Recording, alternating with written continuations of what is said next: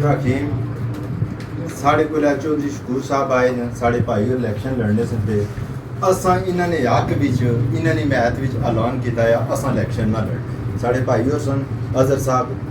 ते एक शेर मैं इन्होंने नज़र कर सा अल्लाह ने चाहा था उम्र सारी